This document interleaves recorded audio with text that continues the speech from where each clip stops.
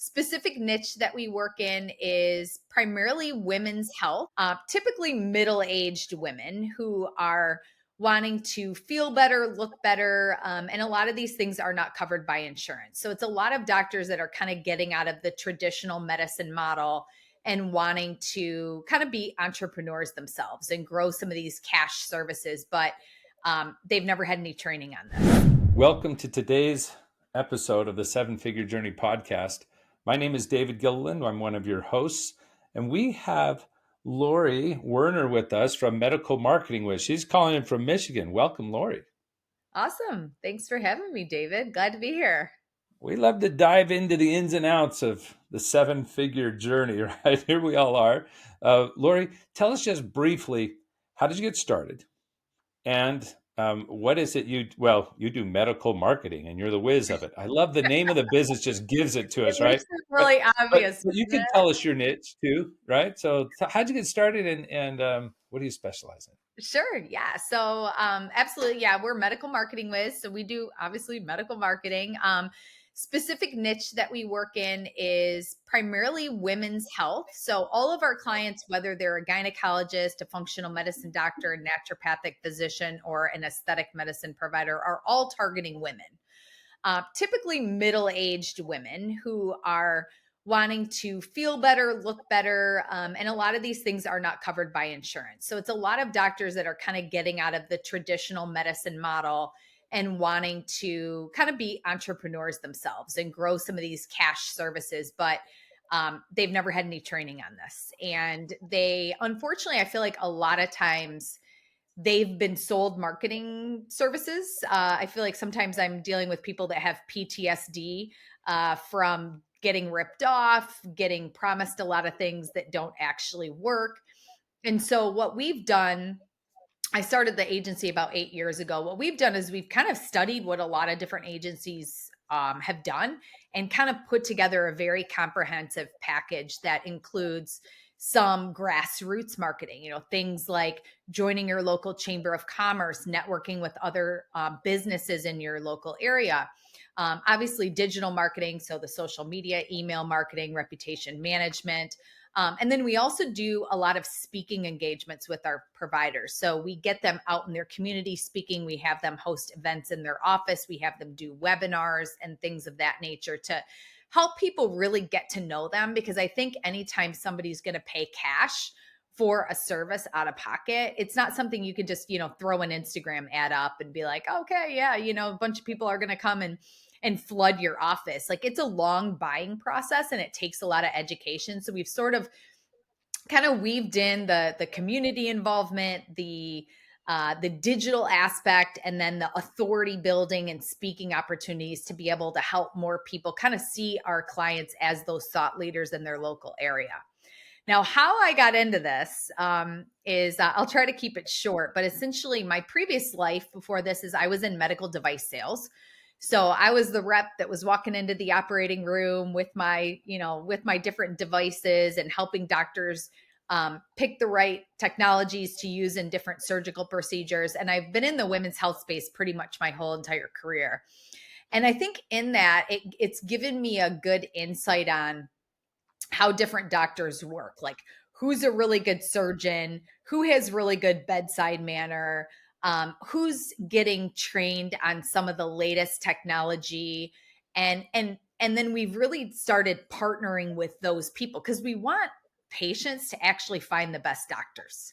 We're not just looking to have, thousands of clients that are desperate need of marketing. We want to connect patients with actually the best doctors. And so it sort of came from when I was in medical sales and I had to hit a sales number every year.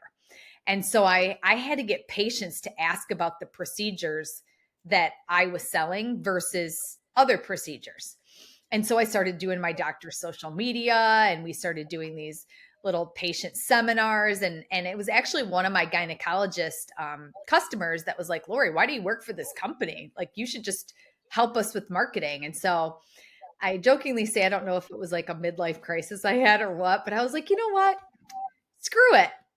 I'm going to try this thing. I'm going to go down this path. Worst case scenario, I'm a miserable failure at being an entrepreneur and I will just go back to being a rep. And of course, now that I've been in the entrepreneurial journey for the last 8 years, I am never going back to corporate America because it's a heck of a lot more fun being your own boss and leading your own team and kind of, making your own mistakes, not having to deal with the corporate America and all that. So, and it's been really, really successful, I think, because I am a very straight shooter. I'm very genuine. Our team is just a phenomenal group of women that are, in a lot of ways, the exact patient that our doctors are trying to reach.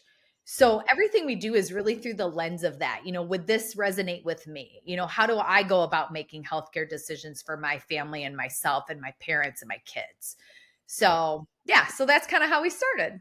That's fantastic. I love that. And yeah, all of us entrepreneurs, as we're listening, we're like, yeah, never going back. No. With all the um, struggles we have, it's still better than working for somebody else. Still better than that garbage. um, Tell me a little bit. You've passed that seven-figure spot, which, by the way, congratulations. Only like 5% of companies in the U.S. ever get to this point. I So tell it's myself that every day that I feel like I'm struggling. I'm like, "Okay, Lori, you did better than 95% of businesses, so cut yourself some slack here That's and right. there." Cut yourself a little slack. We're doing just great. I just wanted to say congratulations. We're always going to cheer on the entrepreneur. Um, Tell me, now that you're past that point, what are some things that are helping you succeed now? What are some things like this actually has been really important for me? And I don't care if we go, finance, marketing, if we go personal, if we go team, just give us a nugget, something we should learn from you. So, I think well, 2 things. Number 1, therapist. I have a therapist. He's actually a naturopath, but I call him my therapist. And so I work with this guy. His name is Dr. Mike Smith. He's amazing. I would totally recommend any entrepreneur working with this guy. He specializes in obsessive overachievers and helping us not, and it's hilarious So because there are plants to help us. there are people to help us, David. Yes. People, I was thinking of the plants, and what kind of supplement or something. Oh, yeah, I'm on all the supplements and all that, but it does help me to have somebody to check in with every week. And the nice thing is he's a doctor too, so I sort of feel like when I complain about clients or have an issue, he sort of gets it because he's also a doctor. So that would be the first thing is I think just your mental health and your stress levels have Yeah, to be managed. They have to be managed. Number one, or everything else will not work. The second thing is just being involved in masterminds. So I've been in some different masterminds. I'm part of the Women's Presidents Organization, which on one hand is really important for me as a woman business owner because we just have different things on our plate, I think, than some men. And so I like to be able to kind of have like the women's group to be able to network with and talk about some of those sort of challenges. And then also just being in a mastermind with other agency owners. It helps you just not feel alone. You also can learn, just like you're doing today on the podcast, right? Like we can all learn from each other, and it makes you feel a lot less, just down on yourself when you make a mistake or you can't figure something out. You feel like, hey, you know what? When I talk to other people, we're all in the same boat. And the one thing I've learned, you know what? Steve Jobs was even in the same boat. Like you look at some of these really successful entrepreneurs and you think, God, they have it all together. Like they're amazing leaders. Like I suck, and then you get in a mastermind and you talk with other entrepreneurs and you think, you know what? All of us are still just figuring it out every single day. And so was Steve Jobs. So I think right. those are just two really important things. I think the mental health piece, though, is the most important. I love that. We are in a role. We have to lead people, and if we can't lead ourselves and pull in the right resources to help us do that well, there's no such thing as really like picking yourself up by the bootstraps, whatever, picking yourself up and moving forward. Like no, there's a community, Yeah. and use a professional if that's what you need in there and you want in there, and that's fantastic. Use a community like a mastermind. Those are just so so key. I hear, if there's two things I hear from most business owners, at some point or another, we go through the imposter syndrome, Yep. right? Like, what if they find out that I really don't know what I'm doing, or I am actually a failure at this, and the house of cards is going to come crumbling down at any second, right? That's one, and then the other one is deeply alone, Yep. because though we have a team around us, we're kind of the only ones that feel like I could let down. In your case, 12 individuals or families are Yep. riding on me.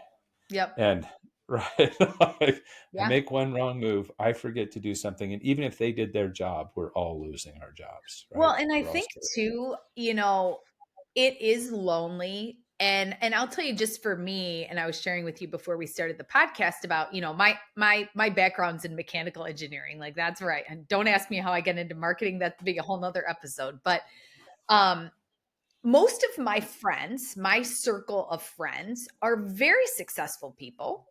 They're engineers, they're managers, they're leaders of their companies now, but they don't work for themselves.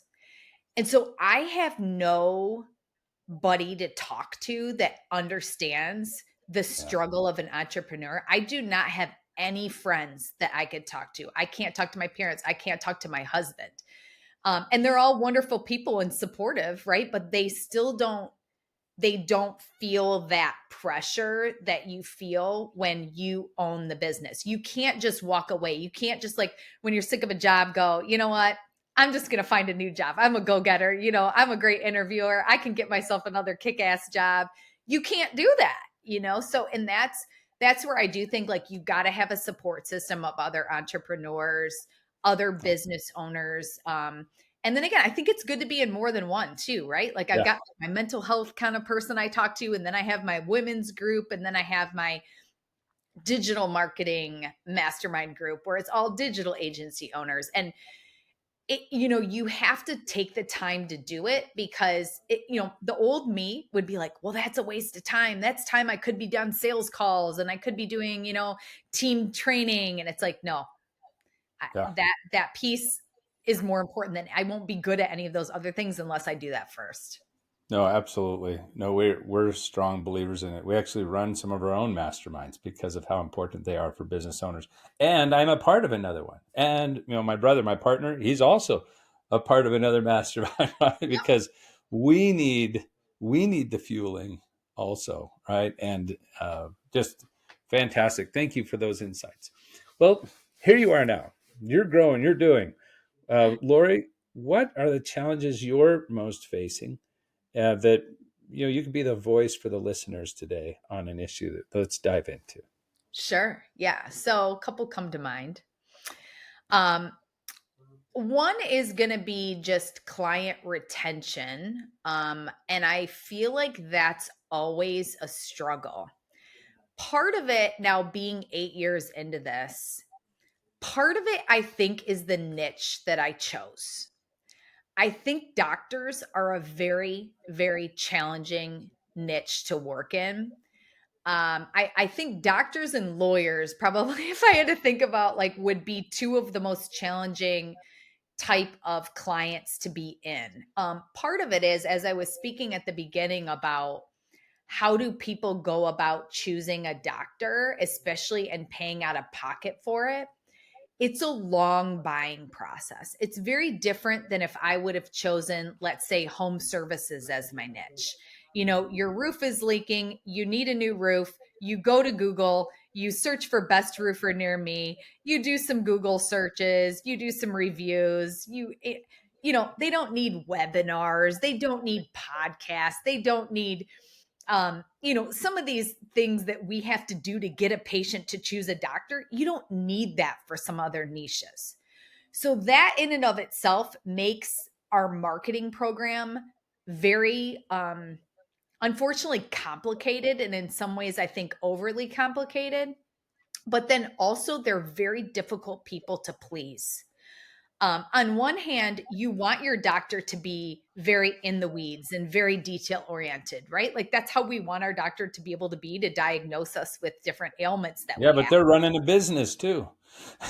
It's yeah, and it's difficult, like, when you're trying to do marketing for them and they wanna know every little detail of what you're doing, even though the details honestly don't matter, but because they're detail oriented, they'll get they'll in some ways almost slow down the process and slow down their results because they want to get so deeply involved in everything. So the client retention is something that I've honestly struggled with for the entire time. You know, you feel like it's 3 steps forward, 2 steps backward, 4 steps forward, 3 steps backward. You know, you get 5 new clients and you lose one. And it's extremely exhausting because I do the sales, and the amount of energy that it takes to do a sales call, to get a new lead, to get somebody on a call with me, a doctor who has a busy schedule. It's like it's very challenging.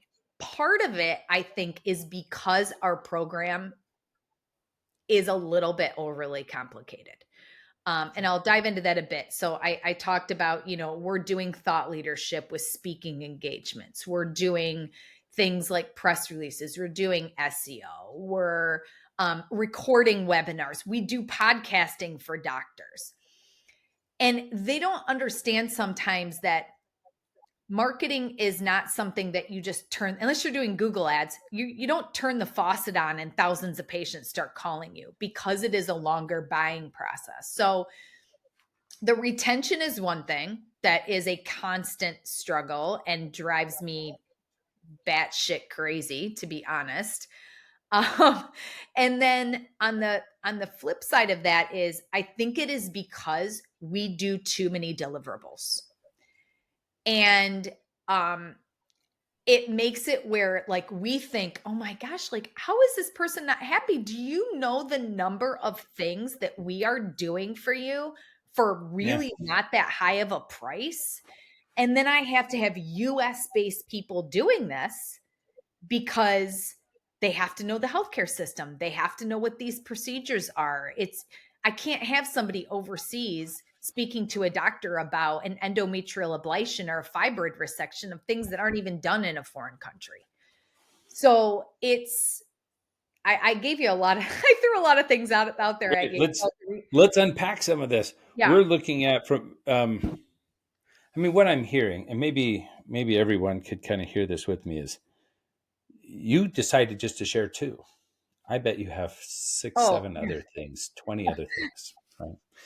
Um, you've hit a phase in your business where you know, one, I know my market, and we know how to deliver some value to the market. But as we're now expanding, and Lori can't touch all of it all the mhm. time, you're seeing some churn, you're feeling some heartburn, your profits are down because you're doing a ton and not getting enough, right? What used to work was okay, but now I've got a staff, they're not as effective and efficient as I may be. I'm still trying to, right? Like, I can't keep my fingers in everything.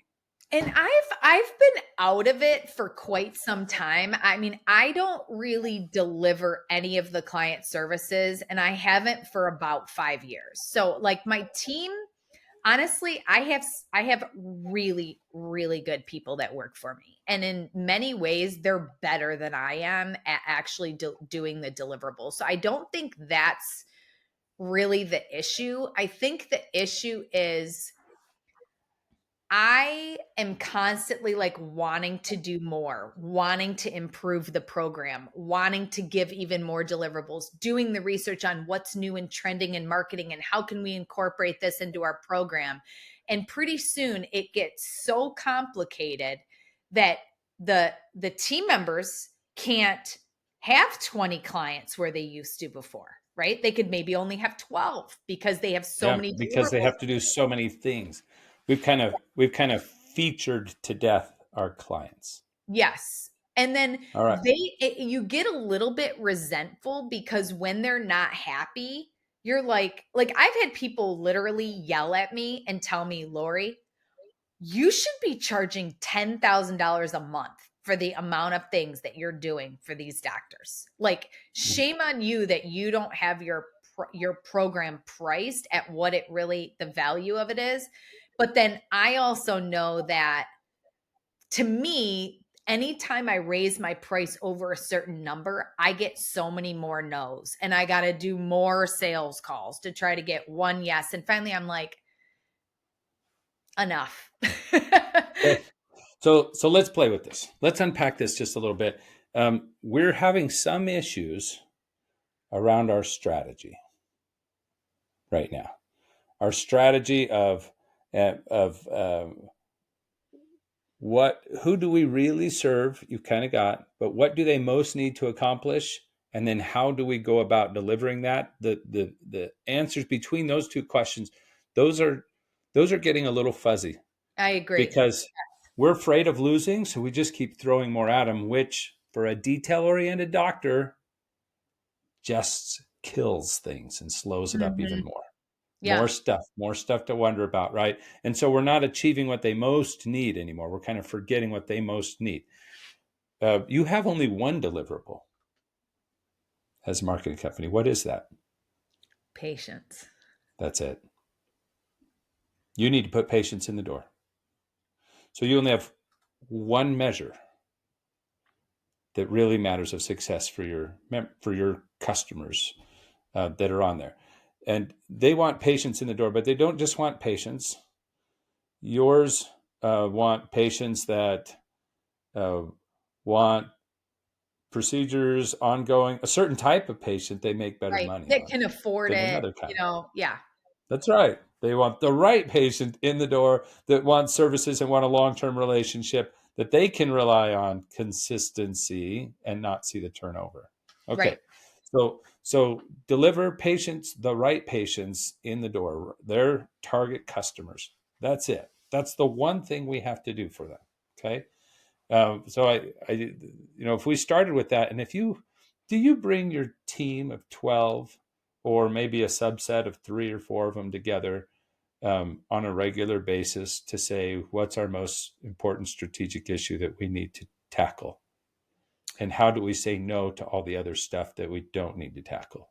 Do you do something like that right now? So I would say not, no. We meet as a team twice a week. Yeah. But it's more like what fires do we need to put Yeah. out? What Yeah. person is the Operational stuff. problem? Yeah, not Gotcha. really, not really what is the, how do we adjust our strategy per se? So this it I need you to know, first of all, when I say congratulations you got here, I wasn't hiding anything. I really mean it. You were running the formula. It's perfect. You did so well. Congratulations, you're here with the rest of us and we get it. And it was hard. But right between 8 and 10 people, the formula changed on you. Mhm. You're still running the old formula, although you've pulled some time out and you're not in running operations, and that's great. You're still making all the strategic decisions based on how you feel and where you think it ought to go. And the team's all trying to implement it. And that's why you keep giving them new features and new stuff, trying new things. And they're out there trying to implement, trying to implement, trying to implement. But if we can begin to shift right around that 10 phase to shift and say, I need my team thinking and acting like a business owner. So I'm not alone anymore in the strategy side of my business, in the long-term plan. And what we do, or we suggest for all of our clients, people we work with, is let's take a time once a year to take serious amount of time, maybe even like 2 days, to really dive in. What are we great at? What do we stink at? What are things we're learning through this process? What opportunities are out there? Right? Just a full SWOT analysis plus looking at trends and all of that. And then go really broad and consider, and what you're doing is you're training your team to think outside of their lane for a little while. I guess the only challenge that I have with that is a lot of my team members are independent contractors. So I do have to be really careful with um asking them to do things that are more like they're technically independent contractors, and I have to make sure that I'm treating them that way. I'm the only, I guess, like business owner. I used to have a business partner that I ended up buying out a little over a year ago. So So you're I worried don't about have any legal thoughts things? on Is that. you're worried about legal stuff on this, Yeah. or are you worried about their commitment level I'm to the worried about the success of the legal business? things because I've even Great. had I'll give you somebody the legal that stuff. like try to come That's fine. after me for No. Pay them as consultants to come in for 2 days to do this. yeah. Okay. Okay.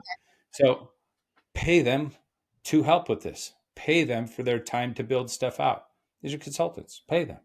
Don't expect them to be at a meeting that they don't get anything for. Mhm. That would be treating them like an employee. So you're paying your employees too. So if your team is fully bought into what you care about, you can use them to really build something great. If you don't think they're bought in and they just like the transaction of the dollars, I wouldn't bring them into this meeting personally. And I would have a hard time building the business without people who were bought in more. This is one of the reasons you feel as alone as you do within your group because they're not part of it yet. You just can't make all the strategic decisions alone. I mean, doesn't it feel like you're doing it right now? It's all just you, and you're only allowed to send them operational work to take care of. I'll tell you what though, I had a business partner before, and it sure hell is better being by myself than having a business partner. So like The wrong, in the some ways I disagree with that. Like I like to be able to make my own decisions. I don't like to have to ask all these people their consensus and this and that. And I don't know that that's really the issue. Like my team is good at the deliverables. I think where it is with me is I'm questioning the deliverables themselves. Mhm. And I have kind of an option B that I could go down. So like we have our existing clients, like the ones that have been with us for 5, 6, 7 years, like they're pretty solid. They're, great to work with. They're, they're chugging along, happy with their results. Um, my thought is some of the new clients, like, do I shift some of the deliverables? Do I change up my offer and take out less of these things that have to be done by a US person? The webinars, the events, the things that are very time consuming and in some ways, um, let's just put it this way. If a doctor actually isn't a very good speaker and doesn't really have a good bedside manner, that is not a marketing issue. Like that is a sales issue. And I could market their webinar or an event till the cows come home. And if that person comes in and the doctor isn't a good speaker and they don't sell any packages, well, that to me isn't really failure of the marketing. That's more of an internal issue for the doctor. So if I take some of those things out, I focus more on traditional social media, Google ads, and SEO. Use the white label agency that we've been working with for 3, 4 months now that overall we've been really, really happy with. Now I don't have to worry about leading a team. Now I don't have to worry about like I literally just sell packages and it's all of the deliverables are done by this white label agency. To me, that sounds way less stressful.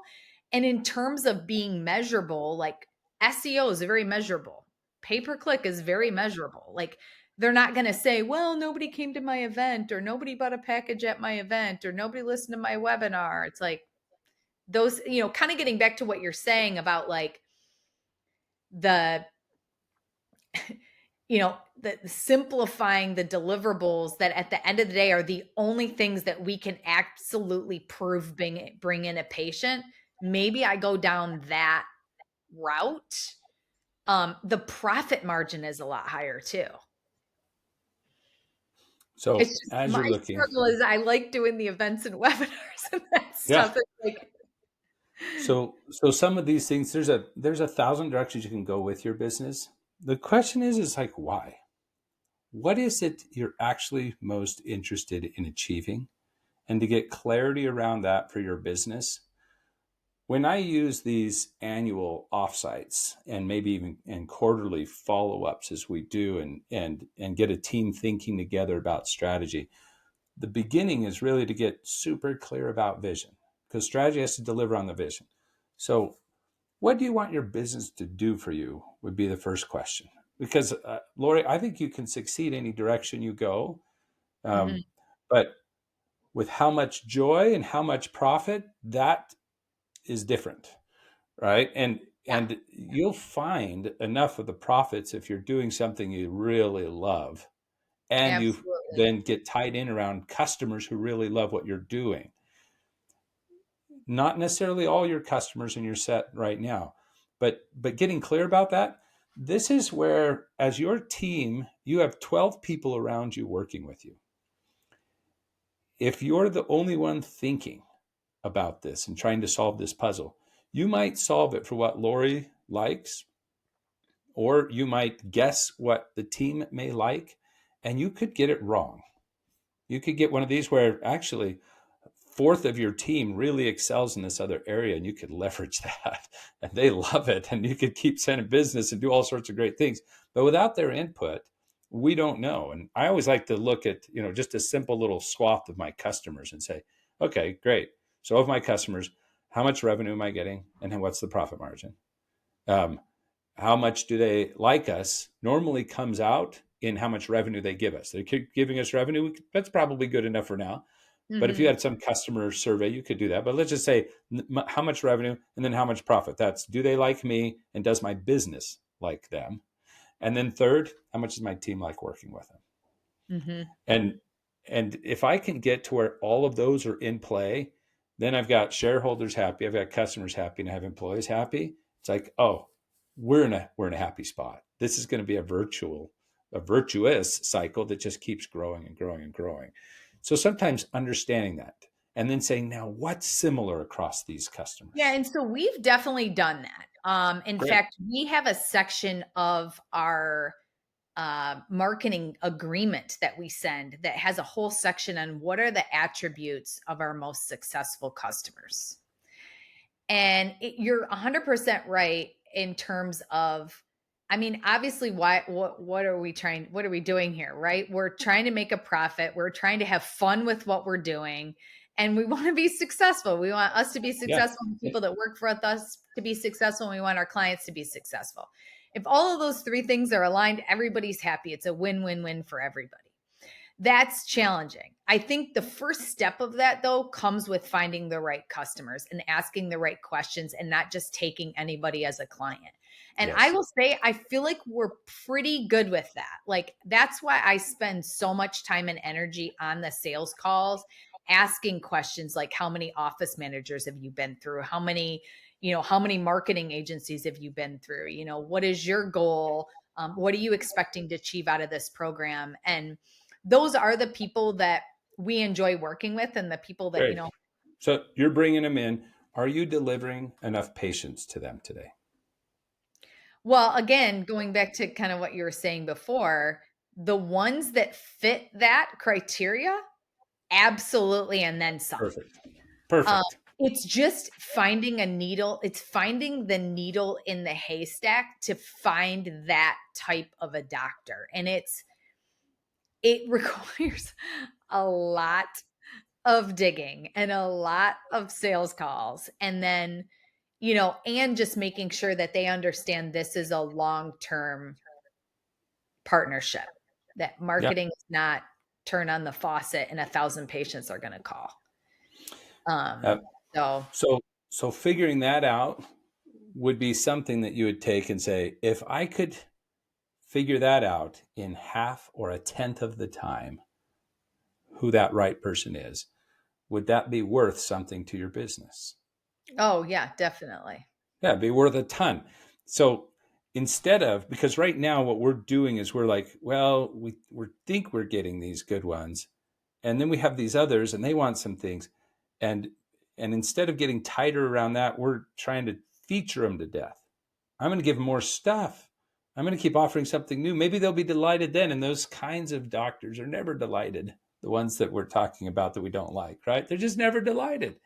And so our sanity and profits go out the window. But if we could get that, that would be an interesting thing to puzzle on and figure out. And that may be something some of your team can help with, and it may not be. It may be that they have zero insight into figuring that out, but maybe they do. I don't know how much they interact. Like, you know, the question is that sounds like the highest value add we could do, because figuring that out, then any of the business models that you talked about would work great. Do I white label this? You know, I'm still working with the ones I like.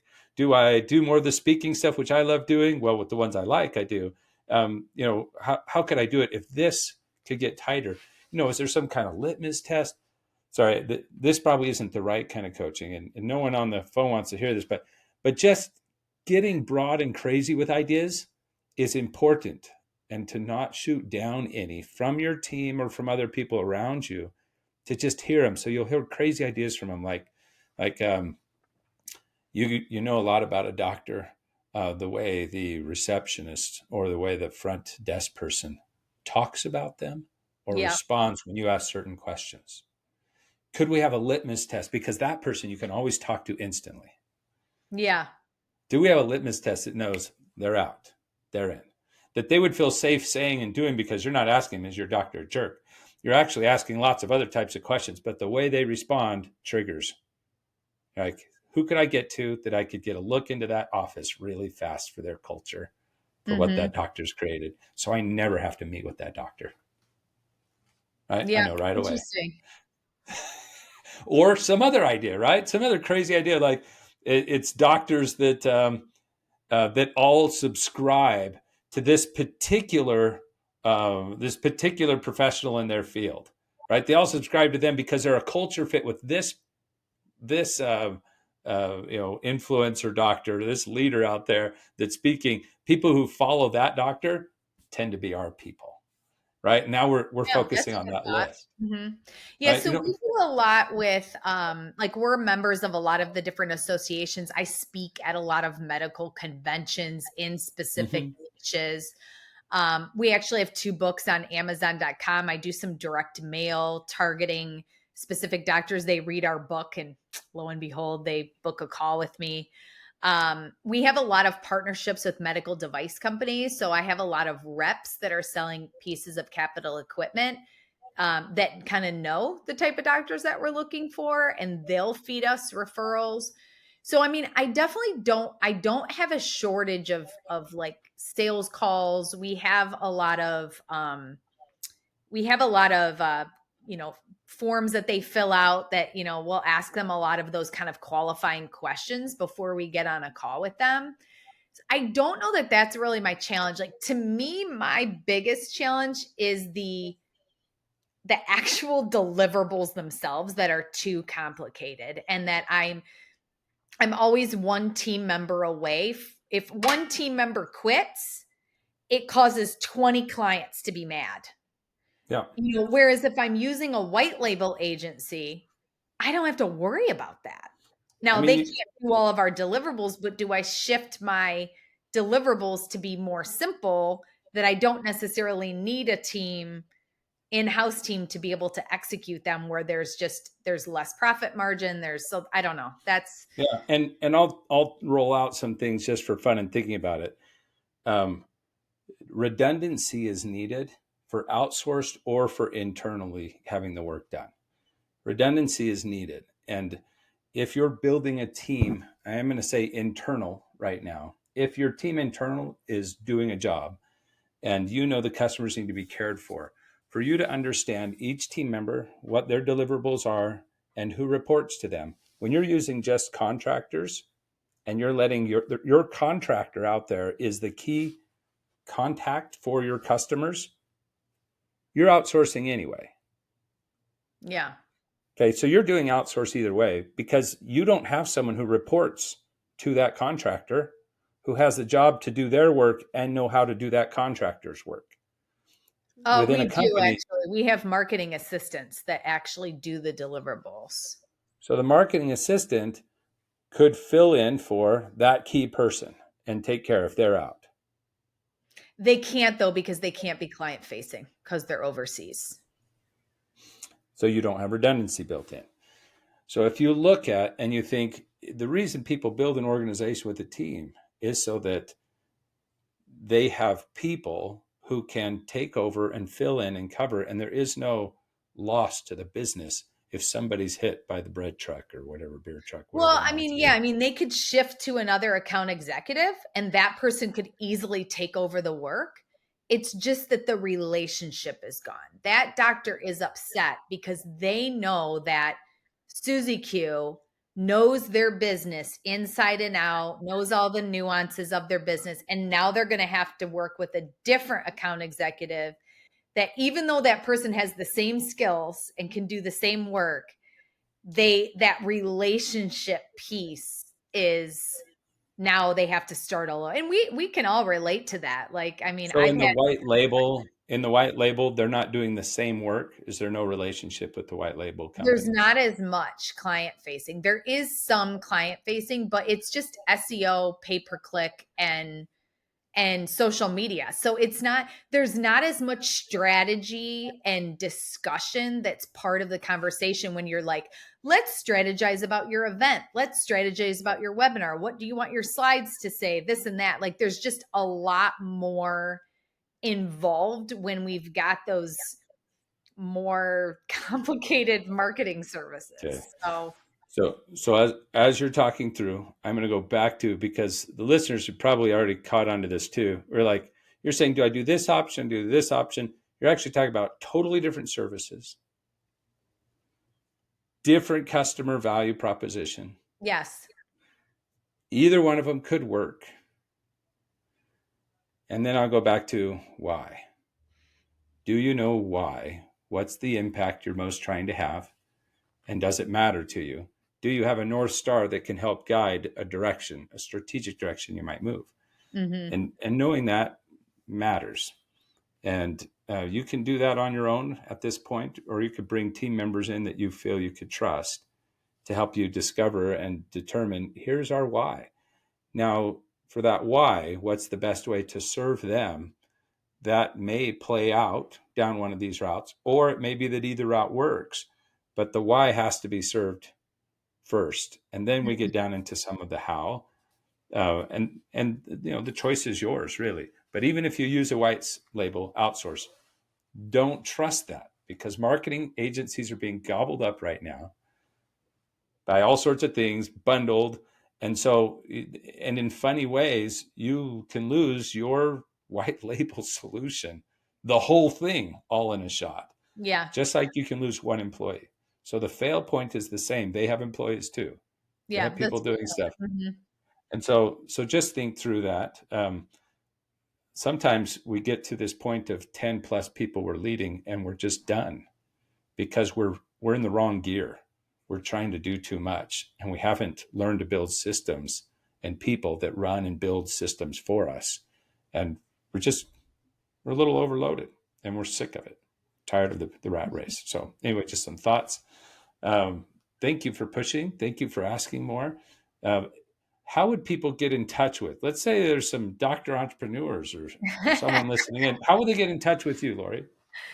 So obviously our website, medicalmarketingwiz.com. We're on all of the social media. So Facebook, Instagram, LinkedIn, TikTok, all of that.